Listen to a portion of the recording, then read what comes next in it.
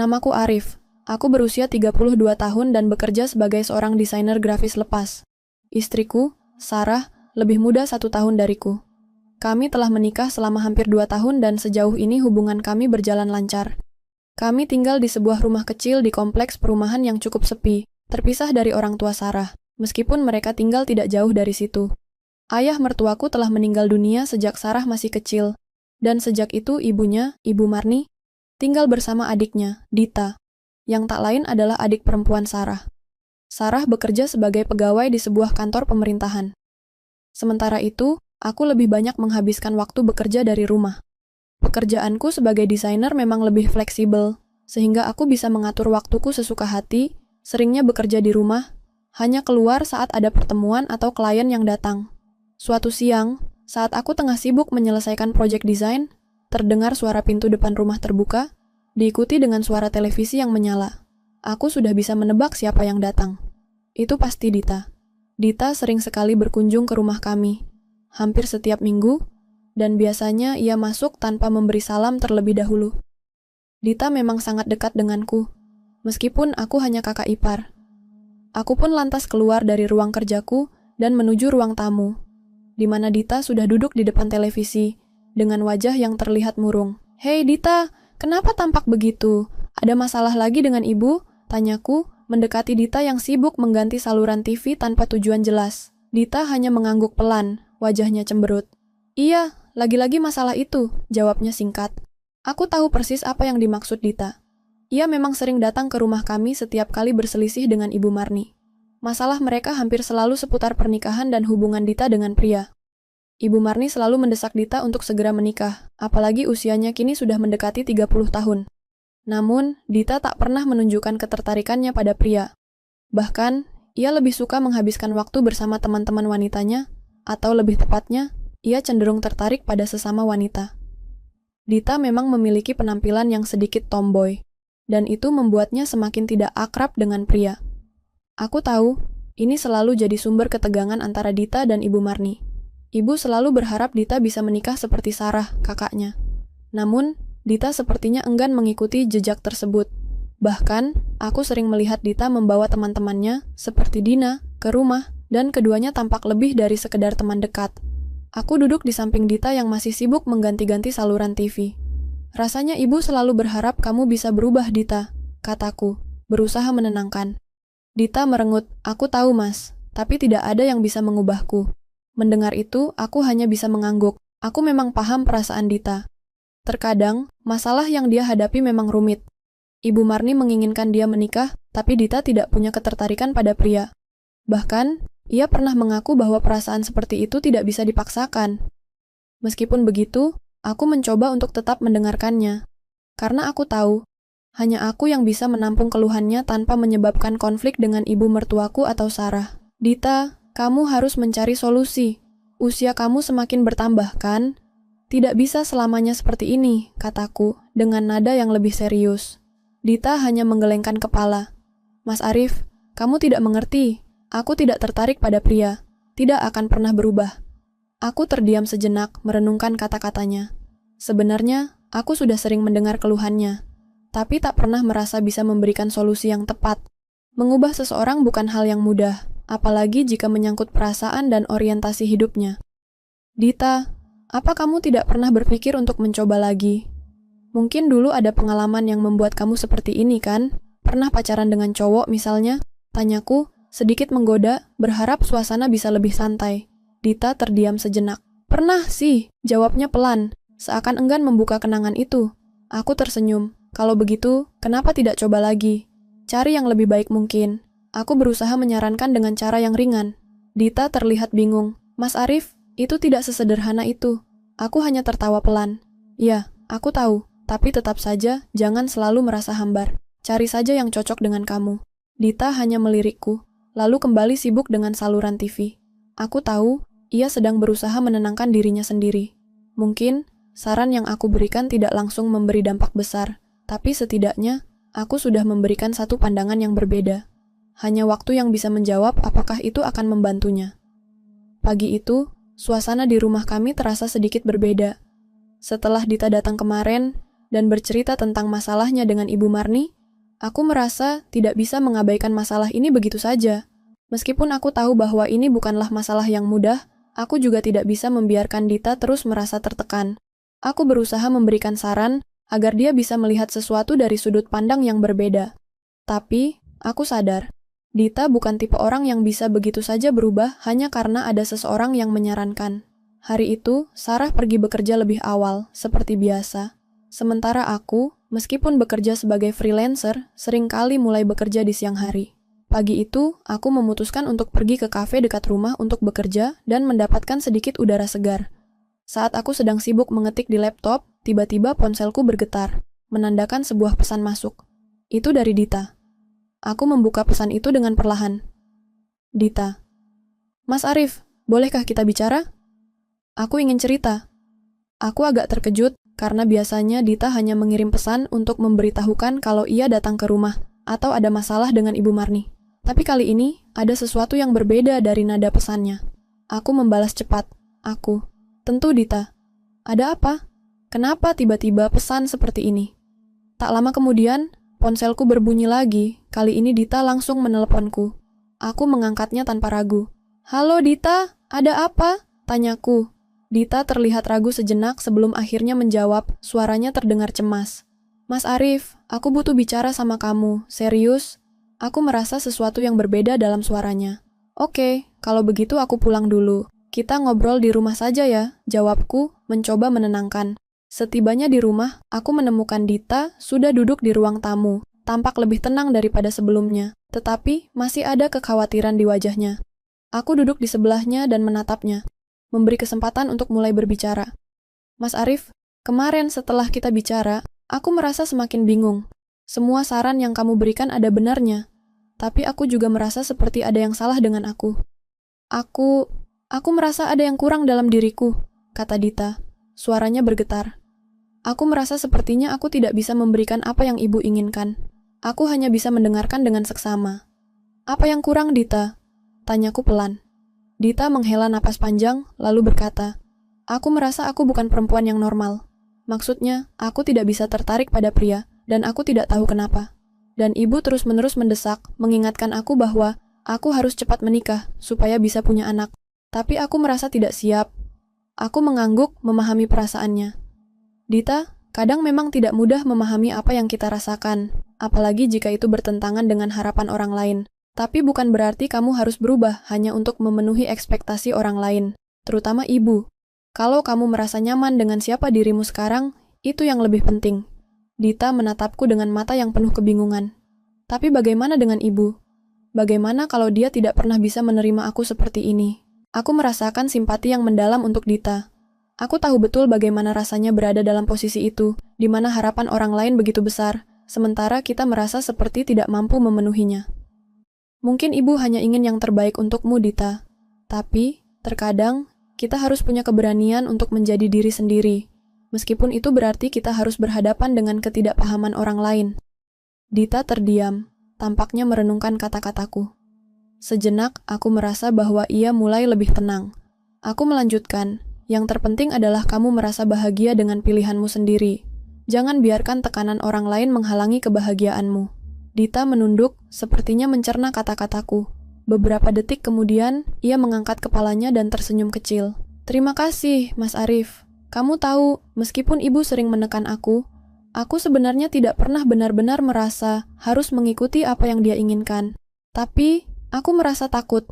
Takut kalau aku akan sendirian. Takut kalau nanti aku tidak bisa menemukan seseorang yang bisa menerima aku. Aku menghela napas panjang dan meletakkan tanganku di bahunya. Dita, kamu tidak akan sendirian. Tidak ada yang salah dengan siapa kamu dan siapa yang kamu pilih untuk hidup bersama nanti.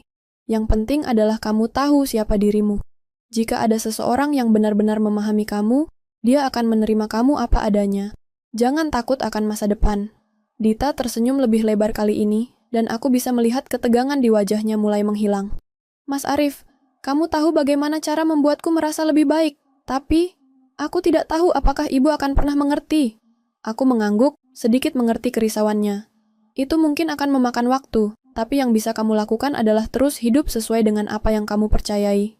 Jangan merasa terjebak dengan harapan orang lain. Kalau ibu tahu kamu bahagia, meskipun tidak sesuai dengan ekspektasinya, mungkin dia akan mulai melihatnya dengan cara yang berbeda. Dita terdiam sejenak, seolah mempertimbangkan kata-kataku. Lalu, dia mengangguk pelan. Aku akan mencoba, Mas Arif. Terima kasih atas dukungannya. Kami pun berbicara lebih lanjut tentang kehidupan Dita, masa depannya, dan bagaimana ia bisa mulai lebih percaya diri dengan dirinya sendiri. Aku merasa lega, karena setidaknya aku bisa membantu meringankan beban yang ia rasakan. Namun, meskipun aku merasa puas dengan percakapan itu, aku tahu bahwa perjalanan Dita untuk benar-benar menerima dirinya sendiri dan menghadapi Ibu Marni tidak akan mudah. Masih banyak tantangan yang akan datang. Tapi setidaknya, hari itu aku bisa memberinya sedikit harapan. Beberapa hari setelah percakapan panjang kami, Dita tampak lebih tenang. Meskipun masih ada keraguan di wajahnya, setidaknya dia tidak lagi tampak tertekan seperti sebelumnya. Aku merasa sedikit lega melihatnya bisa kembali tersenyum, meskipun aku tahu perjalanannya untuk benar-benar menerima dirinya sendiri masih panjang. Namun, perubahan yang aku rasa tidak bertahan lama. Hari itu, Sarah sedang bekerja di kantor, dan aku baru saja selesai mengerjakan beberapa proyek desain. Aku sedang beristirahat ketika tiba-tiba aku menerima pesan WhatsApp dari Dita. Dita, Mas Arif, aku butuh kamu. Pesan singkat itu membuatku terkejut. Aku segera membalas. Ada apa Dita? Kok tiba-tiba? Dita tidak langsung membalas dan aku mulai merasa cemas. Tak lama kemudian ponselku berdering. Itu adalah panggilan dari Dita. Aku mengangkatnya dengan hati-hati. Dita, ada apa? Kenapa telepon? Tanyaku, mencoba menenangkan diri. Ada masalah besar, Mas Arif, jawab Dita dengan suara terisak. Aku tak tahu harus bagaimana. Aku langsung berdiri, merasa khawatir. Dita, tenang dulu. Kamu di mana? Aku datang sekarang juga. Di rumah, Mas. Ibu. Dia tahu semuanya, ujar Dita dengan suara terputus-putus. Aku tak bisa menanggungnya sendiri. Aku bisa merasakan kepanikan dalam suaranya. Tanpa berpikir panjang, aku segera mengambil jaket dan bergegas menuju rumah Dita. Pikiranku berkecamuk, mencoba menebak apa yang telah terjadi. Apa yang dimaksud dengan dia tahu semuanya? Apa yang Dita takutkan? Sesampainya di rumah Dita, aku mendapati pintu depan terbuka lebar. Begitu masuk, aku melihat Dita duduk di sofa, wajahnya pucat dan mata merah. Ibu Marni tampak berdiri di dekat pintu kamar, matanya menatap tajam ke arah Dita. Ketegangan jelas terasa di udara. Ada perasaan yang mencekam, seolah ada sesuatu yang akan pecah kapan saja.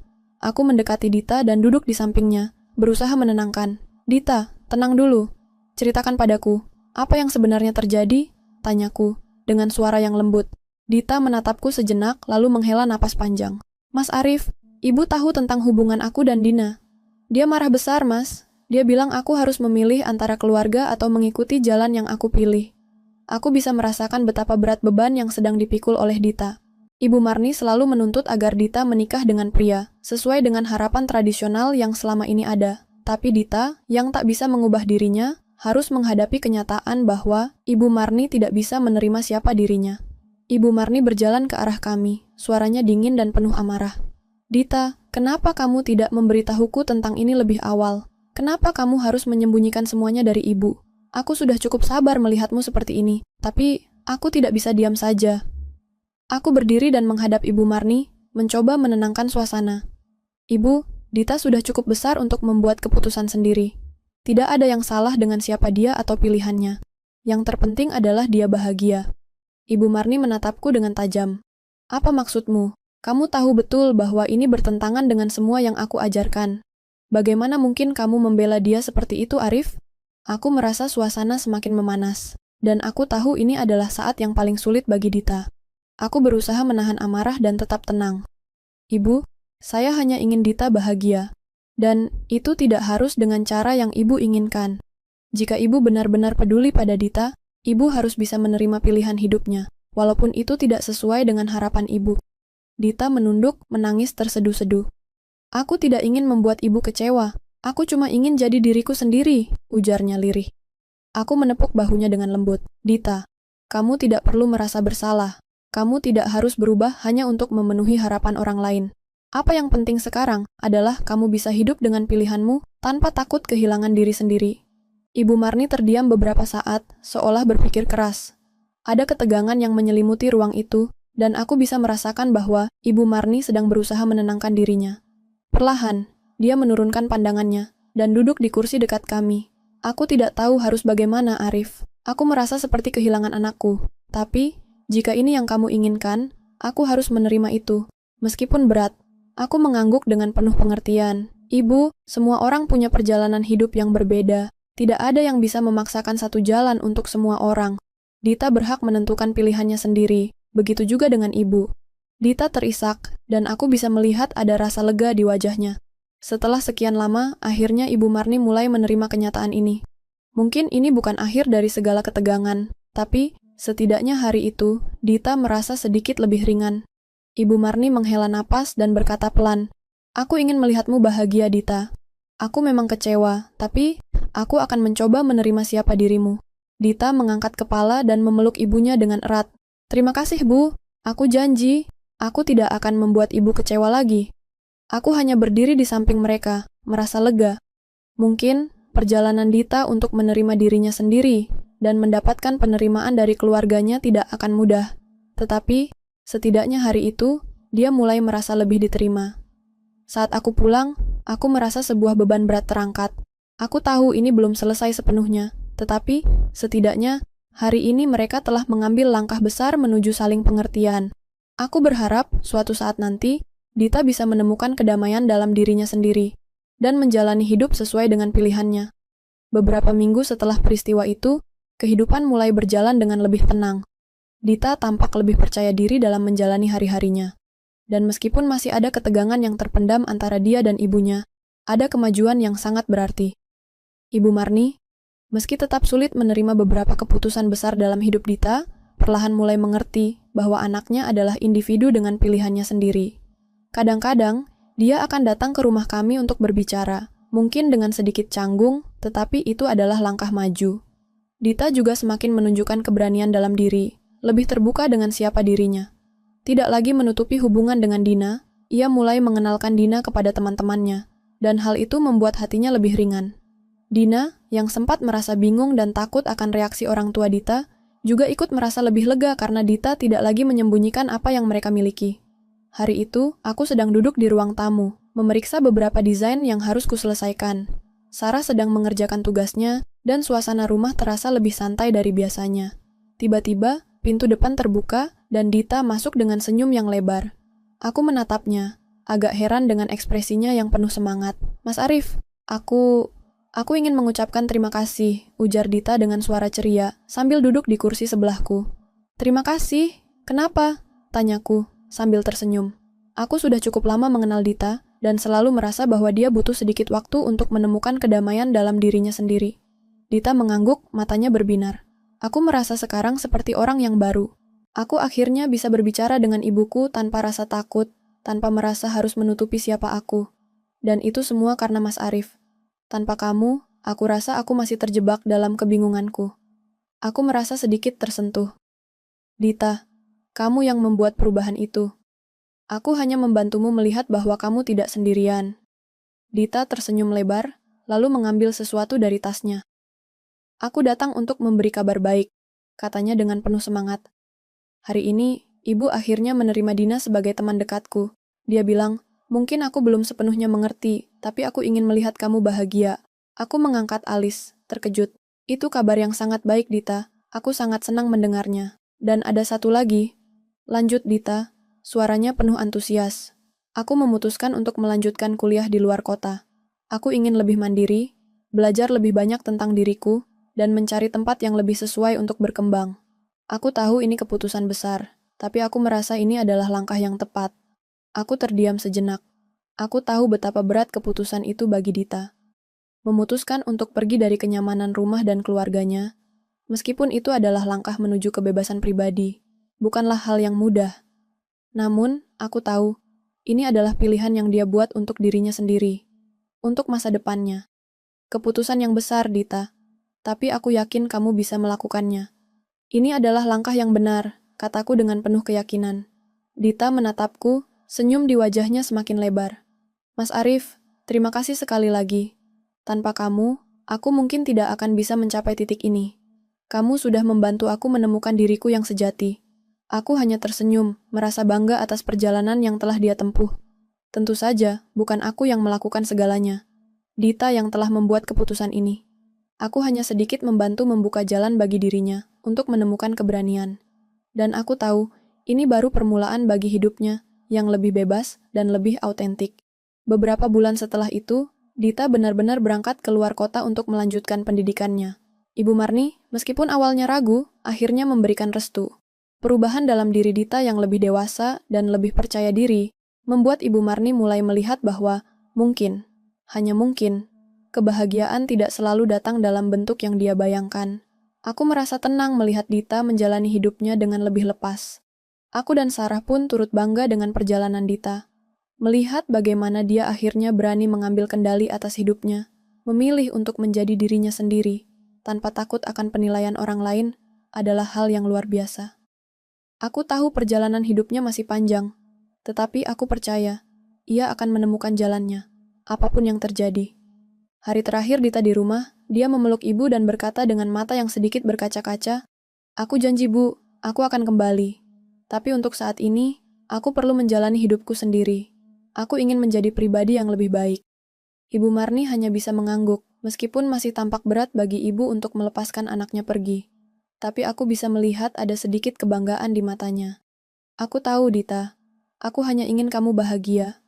Aku menyaksikan mereka berdua berpelukan, dan aku tahu, walaupun perjalanan mereka tidak mudah, ada pemahaman yang mulai tumbuh antara mereka.